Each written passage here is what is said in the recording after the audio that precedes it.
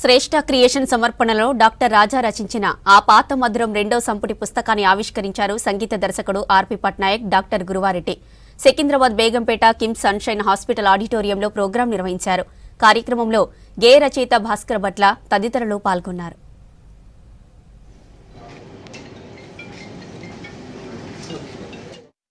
పాట అనే ప్రోగ్రాం చేయాలనుకుంటున్నాను నేను. ఆ ప్రోగ్రాంలో అసలు మన సినిమాలో పాట ఎప్పుడు పుట్టింది, ఎలా పుట్టింది అంటే ఆన్ లొకేషన్ సాంగ్స్ పుట్టిన దగ్గర నుంచి ఈరోజు లేటెస్ట్ రికార్డింగ్ టెక్నిక్స్ వరకు టెక్నాలజికల్గా జరిగిన ట్రాన్స్ఫర్మేషను, ఇన్స్ట్రుమెంటల్గా జరిగిన ట్రాన్స్ఫర్మేషను, కంపోజింగ్ పరంగా జరిగిన ట్రాన్స్ఫర్మేషన్, అలాగే లిరికల్గా జరిగిన ట్రాన్స్ఫర్మేషన్, మొత్తం ఈ ట్రాన్స్ఫర్మేషన్స్ మొత్తం చెప్తాము ఒక ప్రోగ్రాం ద్వారా.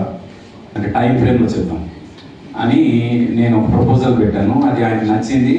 దానికి నేనే యాంకరింగ్ చేస్తాను మొత్తం. అంటే అది ఒక ఆర్కైవ్ లాగా. ఇంకా మన తెలుగు పాట గురించి ఎవరైనా ఏమైనా అడిగితే అది అక్కడ దొరకాలి అనేలాగా ఉండాలి. అలా చేద్దాం ప్రోగ్రామ్, ఎంత లెంత్ వచ్చినా పర్వాలేదు అని నేను లిటరల్గా ఆయన వెంటపడ్డాను. ఐడియా చాలా బాగుంది, తప్పకుండా చేద్దామన్నారు. ఆయన అంటూనే ఉన్నారు కానీ నాకు అవకాశం ఇవ్వలేదు.